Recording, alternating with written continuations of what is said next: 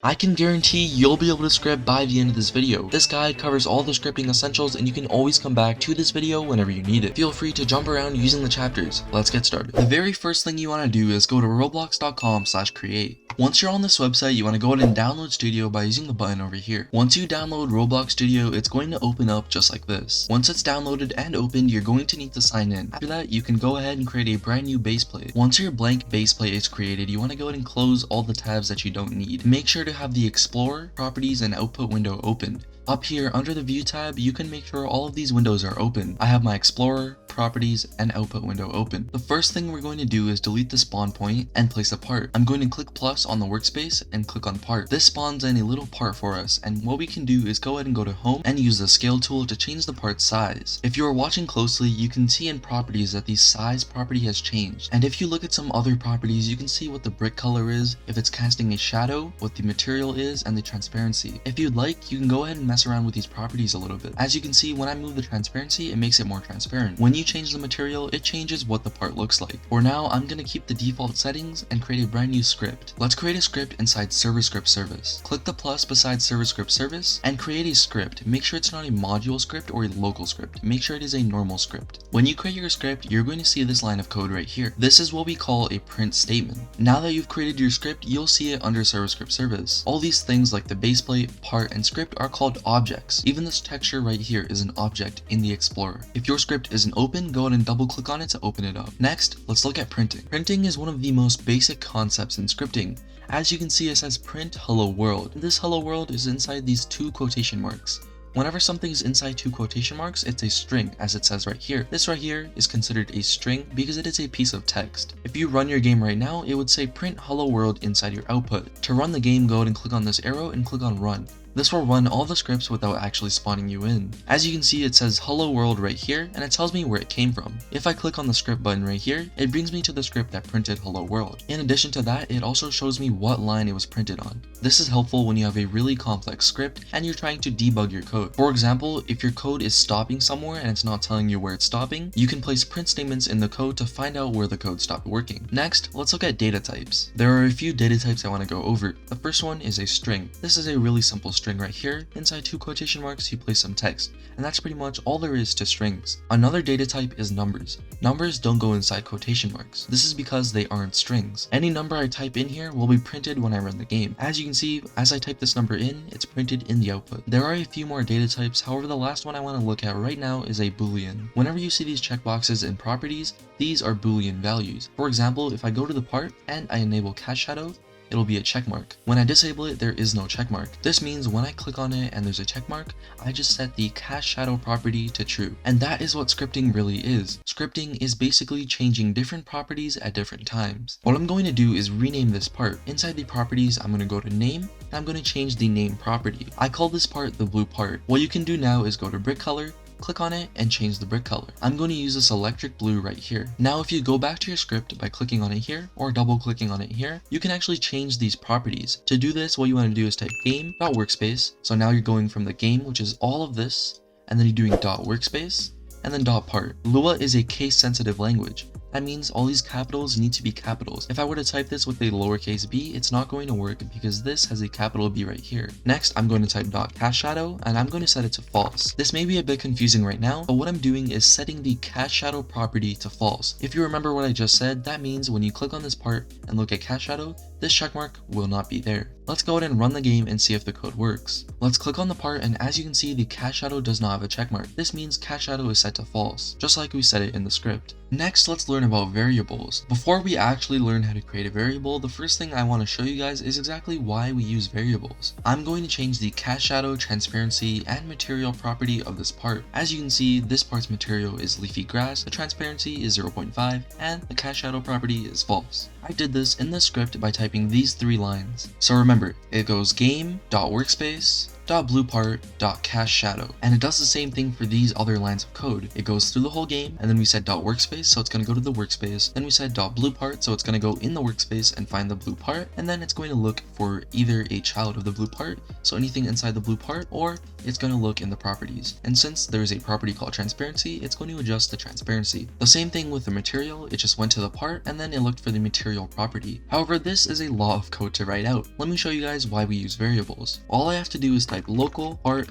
equals game.workspace.bluePart, and then under here all I have to do is go ahead and type part.castShadow equals false, part.transparency equals 0.5, part.material equals leafy grass. Now I'm going to delete this code, and as you can see, this is a lot easier to write. The word local tells the script that we are going to name a variable. I name my variable part, and then you can set the variable to something by using the equal sign. So what I did is I made sure the blue part in the workspace is the variable. This is another data type, by the way, it's called an object. So what's happening is on the first line, the script learns what a part is. It knows that out of the whole game, you go to workspace, and then you go to blue part. From there, it knows what a part is. After that, whenever you say part, it knows that this is what it's looking for. If we put this right over here, it will do the exact same thing. However, we are making it a lot easier by typing this line of code, which tells the script that all of this can just be replaced with part. If you remember when we talked about data types, one of the types we talked about was a string. And the cool thing about variables is that they can equal any data type. I named this variable coolString, and I set the value to hello there. I also made sure it's inside these quotation marks to make sure it knows it's a string. Without the quotation marks, the script doesn't know what hello means, it doesn't know what there means. However, inside the quotation marks, it knows it's a string. The cool thing about this is that I can just type the variable name inside the print statement, and this will print hello there. If I run the game right now, you'll see that it says hello there right here. I can click on it right here, and it also tells me the line right here. It brings me right to where it printed from. Next, let's learn about how the Explorer works and what object-oriented programming is. By now you know what an object is. These things inside the Explorer are called objects, and they can have parents and children. A good way to explain this is to look at the camera. This camera is a child of the workspace. The workspace is a parent of this child, and this child is the camera. Once again, this texture is a child of baseplate. It is not a child of workspace because its parent is the baseplate. Baseplate's parent, however, is the workspace. You can tell what objects an object is parented to and what children it has by looking at the indentation. This folder right here is indented twice. Its parent is the camera, it's not the workspace. We will learn about this later, but this folder right here is actually a descendant of the workspace. It is not a child. However, we'll be learning about that later. Alright guys, the next thing we're going to be learning about are instances. So far, you've learned about objects, printing, but now I want to get you guys more comfortable with the script editor. So go ahead and open up your script, delete the code, and type this, instance.new part. Basically, what this line of code does is it creates a new object, and that object is a part. Instance.new will create the object, and inside you want to specify in a string what you want to create. However, the issue is when you run the game, you're not going to find this part anywhere, and that's because its parent is currently nil. We see inside these objects that their parent properties are set to whatever they're parented to. For example, this baseplate is parented to the workspace. However, this part has no parent right now. That means this part's parent is nil. What I did here was added this to a variable, so now whenever I type new part, it's going to be referencing this part that I created. You never actually type instance.new by itself, you always make sure it's assigned to a variable so you can actually edit the instance that you created. When I say edit the instance, I mean changing its properties. For example, the first thing you do when you instance something new is you change its parent property. Currently the parent is nil, that means you're not going to find it in the Explorer. It's currently parented to nothing. Let's go ahead and put this in the workspace. To do that, let's simply change nil to game.workspace. Now if you run your game, you're going to find the part in the workspace. As you can see, the part is right here. Next, let's go ahead and change its name property. This is really simple to do, and I know you guys can do it with the knowledge that you've gained so far. Simply go ahead and type new part.name equals, and then now we need to type in a string. That's because the name property is a string. I named it cool part that I created. Let's run the game and see if it worked. As you can see, the part's name property has been set to cool part that I created, and that's because of the script. Now you may be wondering, what else can I do with instance.new? I don't just want to keep creating parts. Well, for that, you're going to need to look at the object browser. To open up the object browser, go to view and open it up right here. After future updates, it might not be here anymore. Just look around and you'll find it. The object browser is amazing. It contains everything you can really do in scripting. For example, if I ever need to use sparkles, I can find them here and it gives me a summary. It also tells me what it is. It's an instance. In the top right here, you'll find things we can do with the sparkles. For example, in the script, if we want to destroy some sparkles, what we could do is destroy them using this function. You'll learn how how to do that later. Let's say I wanted to run some code when the sparkles got destroyed. In the object browser, I can see that there's an event for when they get destroyed. Basically, if there's an event for it, I can add code to that. That means that when this is destroyed, this event will go off, which means I can run code. If that did not make any sense to you, don't worry. We're going to be learning about events in just a little bit. Right here, I found the part, and if you scroll down to these blue blocks, you'll see all the properties that we've been looking at. For example, you can see the brick color, and you can also see transparency. The object browser is great because you can see all the events, functions, and properties of every object in the game. This can be really helpful when you're scripting or if you're stuck. And one more thing, if you don't know what something does, you can always find it in the object browser and read the summary. The next thing we're going to be learning about is math. Math is really important because everything the computer reads is in numbers. For example, the color is simply a number. Position and size are also numbers. And all the text like the name and the parent become numbers when the computer reads them. It's really important to know math and scripting, so make sure you understand this next part. I'm going to remove all of this code and create a new variable. I'm going to call this local number equals, let's say 5. Now inside of a print statement, I'm going to do print 1 plus number. Let's go ahead and run the game, and obviously it's going to print 6. This happened because we told the script that number equals 5 and then we added 1 to number. The script read this line of code just like this, except we saw it like this. And this right here is a plus sign. Let's go ahead and try different operations, like subtraction. Running this code gives us -4. And to divide in scripting, use a slash. 1 divided by 5 is 0.2, that's why it gave us 0.2. And to multiply, you want to press shift and press 8, that's going to give you a star. 1 times 5 is 5, which is why it gave us 5. Now that you know the 4 basic operations, I've listed out the operations here in case you need to see them. I know you guys understand variables by now, so I'm going to stop using them and just do some math here. This code right here gave us 100 because 10 times 10 is 100. However, if I were to use a slash, which is divide, it would give me 1. And that's because 10 divided by 10 is 1. There isn't much else to say here because math is really simple in scripting. You have these 4 operations and you can do anything you want with the numbers. To wrap this section of the video up, I'm going to create a number using math and then add that to the parts transparency. Now in case you are still confused, I'm going to go ahead and explain this one more time. When I write game, I'm referencing this entire game. All of these things right here are actually children of the game. From there, what I'm doing is .workspace because workspace is a child of the game. The next thing I need to do is grab the blue part, which is a child of the workspace. We can also confirm this by looking in the properties of the blue part. You can see that the parent is the workspace. So I'm going to write .blue part, and now we want to adjust the transparency property. So I'm going to write .transparency. And by the way, you can also press tab to autofill it. That just makes scripting a little easier and faster. Now I'm going to use equals because I want to set it to something, and I'm going to write new transparency because the script knows that new transparency equals 0.5. Let's run this, and you'll see the parts transparency is 0.5. That's about it for math. Let's go ahead and see how you can use print statements to find errors. Let's learn about the output, errors, and how to counter errors. Now by looking at the script, it's pretty simple what it does.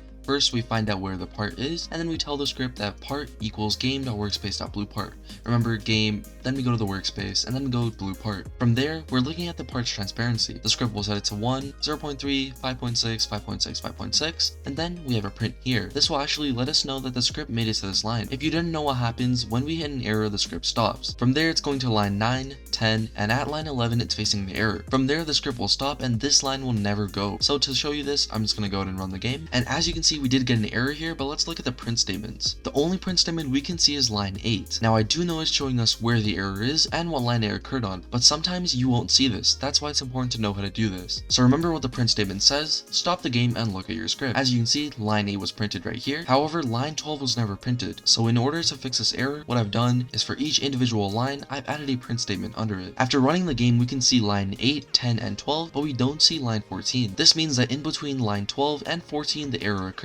That leaves line 13, and as you can see, we found the error. From here, you would take a look and find out what's wrong. I spelled transparency wrong, and we're using a data type that won't work here. We need to use a number instead of a string. And by the way, this won't even work as a string. It needs to be inside quotes. Next, let's take a look at something really useful. Functions. Now you have learned about variables, but what if we could take it one step farther and make all of this code easier to write? That's why we use functions. This right here is a function that I created, and I named it change transparency. Inside of it is a code block, and right here we can put in any code we want. I'm going to write part.transparency equals 1. Now you'll notice that if we run the game right now, nothing is actually going to happen to the part. As we can see, the part is still visible. So let me explain why that happened. So far, what we've done is declared the function. We told the script to run the code inside the code block whenever we call the function. This means we have to call the function to run the code. So to do that, simply just type change transparency or the name of your function and run the game. And just like that, the part is invisible. It's highlighted right now because I've selected it in the Explorer, but if I deselect it, it's invisible. Now you might be wondering, why don't we just write this line of code again and again and again. It seems a lot simpler than having to write extra code to create a function. So let me show you guys why we actually use functions. Let's learn about parameters. Parameters are really simple. I'm going to create an example and then explain how it works. I created a parameter called number,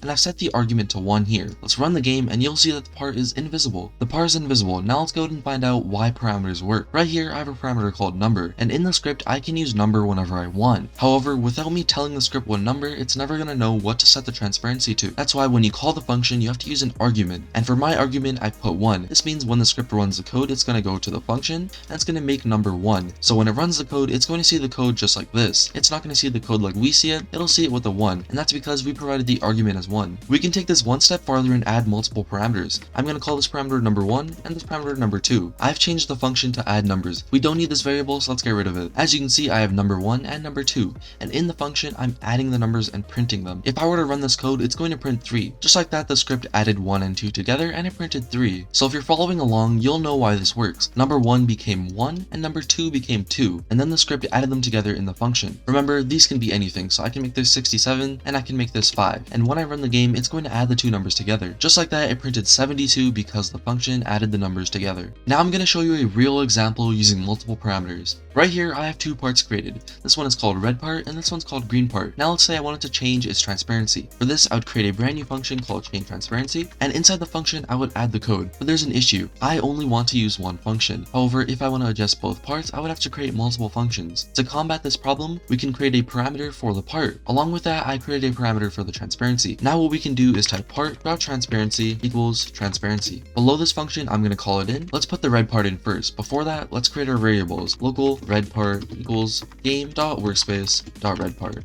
Local green part equals game.workspace.greenPart. After that, I'm going to provide the red part as an argument. If you haven't picked that up already, these are parameters, and when you provide them, they're called arguments. I called the function in, I provided part as the red part. As you can see right here, we set the variable and the transparency as 0.4. Let's run the game and you'll see the red part is now at a transparency of 0.4. It's a little hard to see with the lighting, but if we look really closely, it is transparent. And in the properties, the transparency is 0.4. Now I'm going to do the same thing for the green part. All I'm going to do is change this to green part and make this 0.9. Let's go ahead and run the game. As you can see, this part is 0.4 and this part is 0.9 transparency. This is one of the most basic ways I could explain functions and parameters, so if this is helping out so far, let me know by leaving a like. Next, let's learn another feature of functions, which is returning. Like pretty much everything else in this video, returning is very useful. Sometimes functions don't just change things in the game, functions return values. This means you can use functions to do something like math, and you can have the function give the answer back. Let me show you what I mean. The code you can see right now prints 3. It might not be obvious how it works right off the bat, but let's take a look. The first thing I'm doing is creating my function. You already know how to do this. We have parameters right here, and the function will do something with the parameters. In this case, we use 1 and 2. That means A is 1 and B is 2. So the function did what it did with the arguments that we put in. And after that, it did something new. It returned X. Remember, X can be anything. If this was R, it would be R here. And if this was V, it would be V right here. However, in this case, I used X. What's happening here is the function knows A is 1 and B is 2 when I run it from here. So what the function is doing is adding 1 plus 2, and then it's setting a variable X to the answer of 1 plus 2, which is 3. Then the function is returning 3, and then the added numbers variable becomes 3, and we end up printing 3. Essentially what happened is this turned into 3, and then the game did what it did, knowing that added numbers equals 3. If I were to change this to 4 and 5, it would print 9. Just like that, it printed 9. Let's run through it once again. First, I'm setting up a function, then I'm setting the parameters A and B, we're adding the parameters A and B, and we're setting that value, whatever A plus B is, to X, and then the function is returning X. That means this entire function right here just turns into X. Now you might be wondering why X is underlined. Let's learn about scope. So to explain scope, I'm going to be creating two functions. Here I've set up two functions. At the top I defined X as 1, and then in the first function I printed X as well as in the second function. After that I ran both of the functions, so we already know what this will do. It's going to print 1 twice. As you can see, the script printed 1 twice on line 4 and on line 8. Looking back at the script, on line 4 we printed X, and on line 8 we also printed X. Now if I were to take this local X equals 1 and just move it into this function right here, this X down here is actually underlined. If I run this, it's going to print 1 and nil. If you remember from earlier in the video, nil means nothing. It's the script's way of saying, I don't know what to put here, I'm just going to put no value. Along with that, before we run the script, it's also telling us that it doesn't know what X means. So you might be wondering why this happens, because we did define X as 1, but for some reason, this function is unable to pick that up. Well, scope kind of works like this. Whatever happens inside this function will stay in this function, and that's because of the word local. We've been writing local this whole time, not really knowing what it means, but now we're learning about scope. So let's dive into that. When I define x inside this function, and the script reaches line 5, it deletes what it learned inside line 2 and 3. When I define x equals 1 in the script using the local keyword, the script deletes everything from inside this function that it knows on line 5. Once it reaches line 5, it doesn't know what happened on line 2 and 3. That's why when the script reaches line 7, it doesn't know what x means. However, if I were to remove the local keyword, as you can see, the script now knows what x means, and if I run the game, it's going to print 1 twice. Just like that, the script printed 1 twice. That's pretty much all there is to scope. One more thing to mention is that when you have a variable at the top of your script, just like this, the entire script can access that variable. So it doesn't matter if it's local or not, the entire script is able to access that variable because it's not inside of a block of code. It's not inside of a function, a loop, or an if statement. Speaking of if statements, let's go ahead and learn about them. If statements are very simple. Since Lua is written almost like English, it's really easy to learn if statements. For example, let me write one. This if statement right here checks if x equals 1, and then it prints x is equal to 1. When I run the game, in the output, we see x is equal to 1. However, as you might have guessed, if I change this to 2 and run the game, it's not going to print that. Stating the obvious, the reason for this is because x is equal to 1, and here we're only running this code if x equals 2. One more thing you may have pointed out is that there are 2 equal signs here, and the reason for this is we are doing a check. When you're setting a variable to something, you use 1 equal sign. For example, I'm telling the script right here, x equals 1. However, over here, I want to check what the value of x is. So what I'm doing is if x equals, and then what I want to check for. In this case, I'm checking for 2, and since x does not equal 2, this code will not run. One more thing I want to show you is not equal to 2. There should be a button above tab to the left of 1, around that area on your keyboard. If you hold shift and press it, you're going to get this symbol right here. One of these plus an equal sign means not equal. That means this code will run if x is not equal to 2. Running the game will see in the output that x is equal to 1. However, if statements alone provide limited functionality. Let's go ahead and see what else statements can do. Compared to if statements, else statements are actually really similar. But anyways, let me show you guys how to use an else statement. Let's change this back to x equals 1, and right here we're just going to change this end to else. After that, let's just press enter, and it's going to create an end automatically. If it doesn't create an end automatically, something might be wrong. Make sure you fix it. What I've done here is set x to 2 and wrote this statement that says x was not equal to 1. If I were to run the game right now, you can already tell that it's going to print this statement right here. You can already tell it's going to print this one right here. Just for proof of concept, I ran the game, and as you can see, it says x was not equal to 1. Else statements are really simple, and they're really easy to combine with the last section of the video where we talked about if statements. However, another addition we can make to if statements are else if statements. Let's learn about them. Else if statements do the same thing as if statements, but basically you can use them to extend an if statement. As you can see, I can type else if, and then I need to input another condition. Just like I have x equals 1, I can make this something like x equals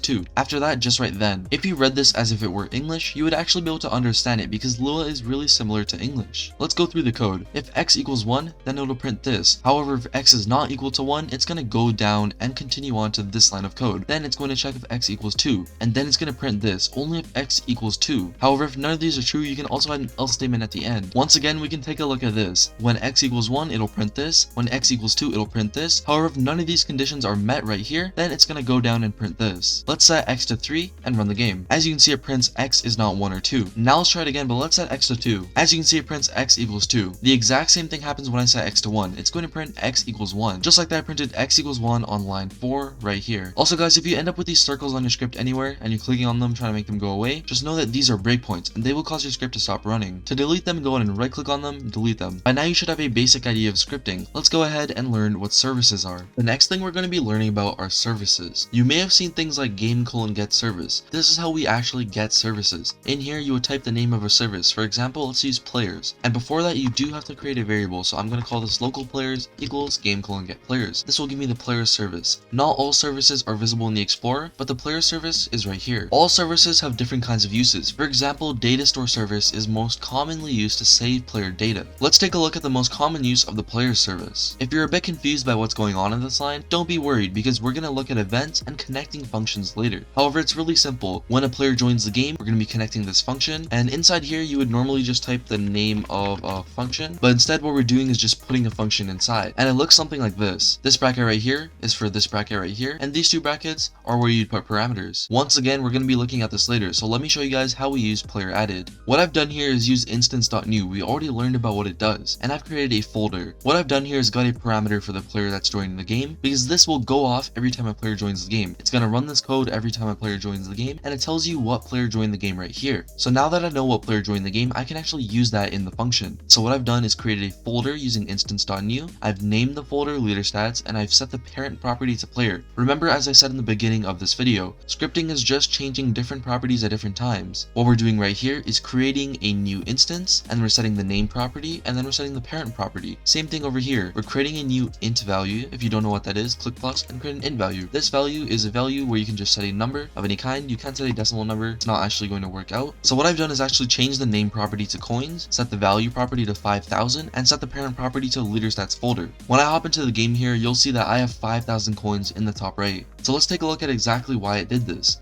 When I joined the game, the code went off in this function, and what it did is it first created a folder. It set the folder, and it did not set it to my player yet. Remember, this folder is not parented to anything at this time. Then I changed the name to leader stats, and then I moved the folder into the player that joined the game. We know what player joined the game through the parameter right here. Remember, this code runs every time a new player joins the game. The next thing we did after that is created a coin stat. This is an int value, and it wasn't parented to leader stats yet. After that, we set the name property to coins, and then we set the value property to 5,000, and we set the parent property to leader stats. That's why the coins is in here, and that's why coins shows up right here. There are many different types of services on Roblox Studio. You can find them all in the object browser as we discussed earlier. For example, asset service lets you get bundle details, asset IDs for certain packages, and there's also other services. There are about 139 different services, so it's important that you use the object browser to find info about the services whenever you need them. Another cool service is VR service. This service has its own properties, events, and functions. It all comes down to how well you can use the object browser to understand and the internet to learn about services. If you do want to dive into all the different kinds of services on Roblox, check in the description for a playlist that has many of the services you're going to be using while scripting. Next, let's actually get into the fun part of scripting. Let's learn events and how they actually make your game work. Now let's actually make your game work. Let's use events to make things happen when other things happen. Let's make a variable for the red part. Logo red part equals game.workspace.red part. Now if you take a look in the object browser, you'll see that parts have a certain event. Remember I told you guys not to worry about the lightning bolt symbols? These are all events. Let's take a look at them. This event right here is called touched, and this event goes off whenever a part touches another part. And we know that players are just made out of parts, so we can actually detect when players touch parts. This is how kill bricks actually work. So what I'm going to be doing is red part.touched. After that, you need to connect a function. So a function is, remember, a piece of code that can run whenever you call it in. I'm going to connect a function to this event, so the code in the function runs when the event goes off. You guys should be able to understand this code by now. It's a simple function, and then we're putting that function inside connect. So what happens is when the part is touched by another part, this function will run. And if you click on this, you'll actually be able to see that there is a parameter. This parameter is called the other part. So not the red part, but the part that touches the red part. We can actually take that in as a parameter. It's called other part. Usually it's just called hit though. So remember, the name property is actually a string, so we can print hit.name. It's going to tell us the name of the part that touches the red part. If this does not make sense, remember that red part.touch is an event, and we're connecting a function to that event. So the code inside the function will run when this event goes off. So this function right here, this is the function we're connecting right here, and there's one parameter that this event actually gives us. So when the event goes off, it records the part that touched the red part, and then it passes that off as a parameter, and we're able to pick that up here. If you're unsure about what parameters you can get from an event, just go ahead and click on the function and you'll be able to see the parameters right here. For example, the only parameter for .touched is other part, and we usually call the other part hit, so I've just named it hit here. Let's hop into the game and hopefully that'll clear up some confusion. The first thing we see is touched and base plate, and that's because the part touched the base plate. I'm gonna walk on the part, and before that, let me show you guys inside my player I have all these different parts, and these all have their different names, and you'll see these names right here. As you can see, when I touch it, you can see all of these names of different body parts on my player touching the part. One thing that all these body parts have in common is their parent, which is my character. This is important to know for the next thing I'm going to show you guys. So before I show you guys why that's important, let's actually move this function in here. This is really simple. Just go ahead and copy the function, paste it in, and you're done. One thing to note is that this is an anonymous function. That means there will be no name, and I can't just call it in later. This function will run whenever this event goes off. So make sure you delete the name right here. You'll be left with a space right here. You can get rid of that. This does look a lot more simple, and if you haven't understood already, this parameter right here is getting passed in here. This means the other part, the part that touched the red part, is called hit, and inside the function I can access that part at any time. As you can see, the parts that were touching the red part are printed here because of this statement right here, where we're looking at the part that touched the red part and printing the name property. But say I wanted to figure out what player actually touched the red part. Remember, the parts that are touching the red part are body parts, and one thing they all have in common is the player that they are parented to. So what I can do is local player character equals hit.parent, because remember, we always have a player in here and we have our character in the workspace. The player usually holds things like your backpack, player scripts, and leader stats, while the character holds your tools and clothes on it. That's because we can actually see those things in the workspace. So now that we have our player character, I'm going to print the player's name just for proof of concept. Player character.name. Now there's no check here to check if it's actually a player touching the part, so it's just going to print the parent of anything that touches the part. For example, you can see workspace right here. That's because the base plate is under the workspace. If I touch this part right now, it's going to print my username, and that's because all my body parts are touching the part. That means all the body parts go through here, and then we're getting the body parts parent, so all these body parts are parented to this, and then we're printing that parent's name. Now in the player service is actually a function that can tell us if a model is a player. The character model in the workspace when I'm walking around is actually just a model.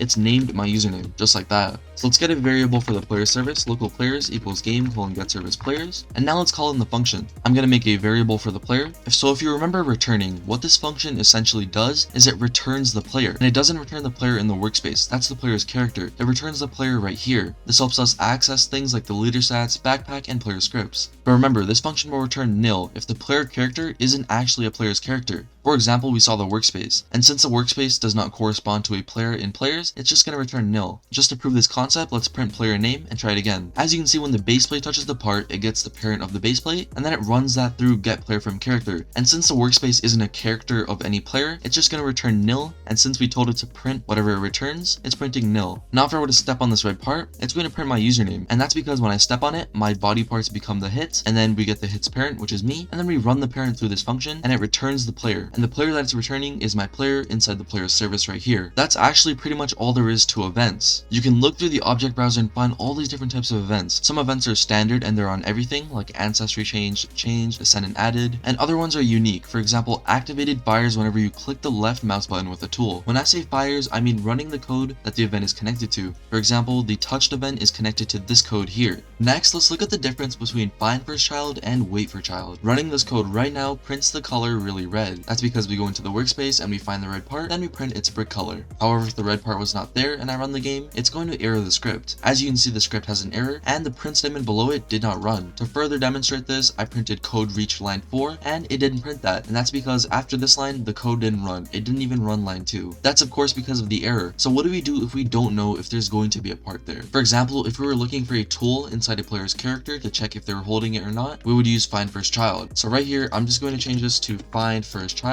and we're going to write red part. Now if I run the game, it's not going to throw an error. One more thing to add is if you are using FindFirstChild, let me show you guys how to use the variable. This is a simple if statement where if the red part does exist, we're going to print the red part's brick color. However, if it doesn't exist, then we're just going to write no red part. And since it doesn't exist, this condition will not be met because there is no red part, and it's going to move on to this code here. After that, it's going to continue moving on. Just like that, it says no red part, but it didn't throw us an error. It said code reached line 4. And by the way, warn just makes a print statement, but it's orange. Now, WaitForChild is a little bit different. First of all, we don't use WaitForChild like that. What we're going to do right here is write WaitForChild, and now let's start red part. If you know the script can absolutely not continue without finding the red part, then we use WaitForChild. When using WaitForChild, the script will pause on line 1 until it finds a red part. Even if it takes over 100 days, the script will stay here until the red part appears in workspace. What I've done in a separate script is waited 4 seconds, then created a part, named it red part, and then I set it in the workspace. This means the script will wait here for 4 seconds until a red part is in the workspace, then it'll continue down. Now let's run the game and see what happens. As you can see, nothing is happening, and after 4 seconds, it prints in the output. The reason it printed a different color is because we didn't set the color of the red part that we spawned in.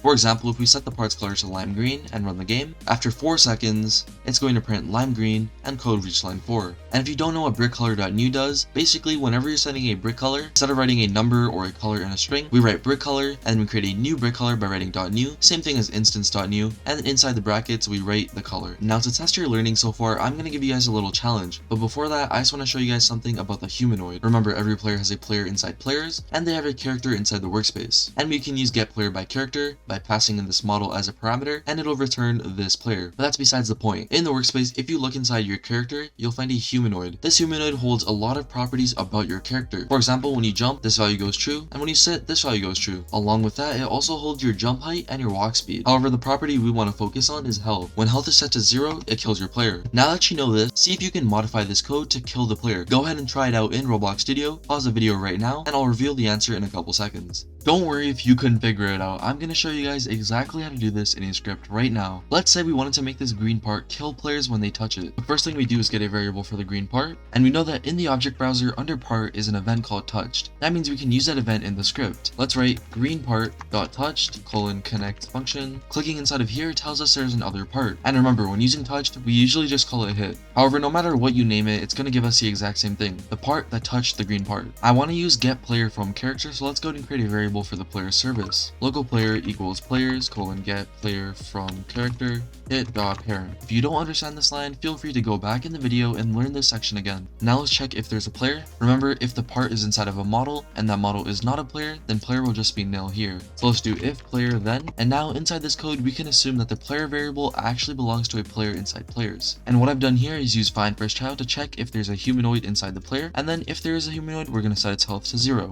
Obviously, since it is a player, we can already assume that there's going to be a humanoid, but just for extra safety, we can use FindFirstChild. Let's go ahead and try this out in game. Walking over to the green part, it does in fact kill me, and that's because of the code I just wrote. So remember guys, don't worry if you weren't able to get this, it's a little bit complicated, but now that you know, I'm sure that you would be able to do it if you were to be asked again. The next thing we're going to be learning about in scripting is loops. Loops are incredibly useful in scripting. This is because of all their use cases. For example, games like Murder Mystery are loop games. The game is ran over and over again inside of a game loop. Let me show you guys a simple loop that just prints something in the output over and over again. I'm sure you can guess what this loop does. Every 1 second, it's going to print hello in the output. Let's go ahead and test it out. As you can see, it's printing hello every 1 second in the output. One thing I want to emphasize is that it will not run after a loop. The script will be stuck inside this infinite loop forever. Any code before this will run, however. As you can see, it prints start of script and it continuously prints hello. However, it doesn't go after the loop. Once again, that's because the script stops at the loop. Another type of loop is a while true loop. These loops actually crash games, and that's because the code runs an infinite amount of times in 0 amount of seconds. That's because there is no waiting in this loop. It just runs the code as much as it can in as little time as possible. Normally what you do is write wait and you put your wait statement inside the while true do loop. Another type of loop is called a for loop. For loops are similar in the way that they run code over and over again. However, for loops actually count numbers. Let me show you guys. If you could guess, most people would probably say that this prints every number from 1 to 10. As you can see, it prints every number from 1 to 10 in the output. That's because the script works kind of like this. This number right here is a start. We start at 1. As you can see in the output, we started at 1. This number right here is the stop. As you can see, we stopped at 10. And this number right here is the step. We counted by 1 each time. If we set the step to 2, it's going to count by 2s. As you can see, it counted every number by 2. And the reason we only see odd numbers here is because we're starting from an odd number. We started at 1, then we went to 3, 5, 7, and 9. We obviously can't go to 11 because that's past our stop point, so we just stopped at 9. One other thing to take note of is that the script actually continued after the for loop. That's because we finished executing this code. We made it to 10, and then we moved on with the script. Another important note to make is that we can put wait statements inside for loops. For example, I can wait 0.2 seconds between each print statement, and in the output there is a noticeable delay when it's printing these numbers. I think this right here is a great place to pause the video and take a screenshot. That's because this will help you remember start, stop, and step. There's actually another kind of for loop. Let's go ahead and take a look at how it works. In the workspace, I created a folder and I named it folder of parts. Inside this, I just created a bunch of parts and they all have the same position, size, and color. All the parts are exactly the same and they're just inside this folder. Now let's say I wanted to do something to all of these parts at once in a script. We can't just write game.workspace.folder of parts.part because that is only going to affect one of the parts, and that's probably just going to be the first one. That's why we use a for loop. Now it's important to remember that there are other use cases too. For example, if we want to loop through every player in the game, we would do exactly what I'm about to do, except we would do it for the player's service instead of the folder of parts. This may look complicated at first, so just bear with me here. Hopefully this clears it up a little more. What this loop does is it goes through each of these parts and it runs all this code one time for each part. To demonstrate this, let's go ahead and change the name of each part. Let's write value.name equals number. What this will do is for each part, it's going to set its name to the number that part is inside the folder. Let's also use a wait so we can symbolize this easier. Now that I ran the game, you can actually see in the script, each of these parts is getting numbered. Hopefully that made sense, and if it didn't, feel free to join the Discord and ask any questions you have. Now I want to show you guys a statement. It's called break. What it does is it exits a loop. It's usually just used inside of an if statement because there's no other way to really say if something happens then break out of the loop. So what I've done here is for each of these values, for each of these parts, what we're going to do is check in the workspace. If there's a part called endPart or any object really called endPart, then we're just going to break out of the loop. So let's go ahead and run the game and create a part called endPart. And just to demonstrate it doesn't have to be a part, I'm just going to use this click detector. Let's open up this folder and let's go ahead and name this endPart. As you can see, the parts are still being named. And as soon as I write endPart, it printed outside of loop. If this still doesn't make sense, let me explain it again. What this line of code says is that we go game.workspace.folder of parts right here, and then we get all the children. So all of these parts are here. Remember where children are from the beginning of this video. The number represents the number of times we've gone through the loop. So if this is our 10th time running this code, the number will be 10. The value represents the actual part we're editing. If you saw we're editing all the parts one by one, that's basically what's happening. The value changes each time the number goes up. And each time we go through this loop, what we're doing is we're checking if there's an object in the workspace called endPart. And if there is, we're breaking out of the loop using this break statement. Remember, when the script finishes this loop, it goes on to continue here. And it doesn't print this until we break, as you saw previously. Now I do want to show you guys something. If we open workspace and go to folder of parts, you'll see everything getting named. However, if I were to create a model or anything really and I name it endPart, it's not going to end this code. As you can see, the parts are still being named. And that's because I made the change on my player. If I were to switch over to the server and then create something called endPart, as you can see, it printed outside of loop because it broke out of the loop. However, switching back to the client, let's go over why this happened. If I make any changes on the client, say I'm an exploiter and I get access to the Explorer using Dex, what I could do is actually change anything in the Explorer. That's why when exploiters go into a game, they're able to delete walls and all that, but you won't see it on your screen. As you can see, I'm in the game on two different accounts. This account is right here, it's called player 2, and this account is right here, it's called player 1. So to demonstrate this, I'm going to go to player 1, I'm going to pretend I'm an exploiter, so I'm going to get access to the Explorer, I'm going to open up the workspace, and I'm going to delete the blue part. As you can see, it's gone on my screen. However, it's not gone on this player's screen. Let me show you guys. In Explorer, the blue part is still there. So if you're wondering why this happened, it all kind of goes back to local scripts. If you remember in the beginning, I told you guys to make sure you're inserting normal scripts and not local scripts or module scripts, and that's because local scripts run for the player. That means that script is run for each player individually. Each of those players can have anything in that script, and other players in the game will not see those changes. However, if I were to switch over to the server and delete the green part, I'm on the server, and when I delete the green part, you can see the green part is gone on both players. And this happens because that is a server. That's a server script, and it runs for the entire server. That was a really basic explanation, and if you don't understand, I highly recommend the video I have linked in the description. It'll teach you everything you need to know. The final thing I want to go over with you guys is this right here: size, position, and orientation. One thing you guys can notice about these numbers is that they're not normal numbers like transparency or reflectance. As you can see in a script, if I were to try to change a position like this, it's not going to work. It thinks we're assigning 3 values to one variable. Just like instance.new and brickcolor.new, there's something called vector, and vector is basically the group of 3 numbers that we're looking at here. To get a vector, we write vector3.new, and then we can put our 3 numbers. As you can see, it says number x, number y, and number z. If you go to view right now and you turn on the view selector, you can actually see the x, y, and z. Increasing the x value sends parts more this way, increasing the z value sends parts more that way, and the y value is up. If you played Minecraft a lot with coordinates on, you'll probably already be a lot more knowledgeable about this system. It'll be a lot easier for you. Similarly to the position, I can also set the size and orientation. Just like that, I set the size and position to a vector3 value. Let's go ahead and run the game and see what it looks like. There's a blue part right there. In the properties, we can see the size and the position we set. Because of the weird way Roblox rounds, it's not 3, but don't worry, it's pretty much 3. Pay attention to the part. Let's see if we can notice the difference between this number and 3. It moved about 1 or 2 pixels on my screen. However, that will never be noticeable and it probably will never affect your game. Let's say I just want to change the x and the z of the size, and I want to keep the y the same. But what if I don't know what the y is going to be at this time in the game? One simple thing you can do is write size.x. Let me go ahead and show you guys this. As you can see, I wrote bluepart.size.y. The other 2 numbers, the x and the z, will change to 10, while the y will remain the same, whatever it is now. Let's go ahead and run the game and take a look. As you can see, the 1 remained as it was, and the 10 and the 10 are being set there. Now that you've done this video, it could even be your 2nd or 3rd time, you might have no motivation. This is actually really common and you shouldn't worry. Click this video on your screen and I will motivate you guys to keep going, and you'll be able to create great Roblox games for this platform. You now have the basics of scripting and you can call yourself an intermediate. However, it's going to take a lot of practice to become advanced. I recommend doing commissions to build experience. Thank you so much for watching this video. If you forgot to, make sure you subscribe. I'll see you guys in the next one. Peace.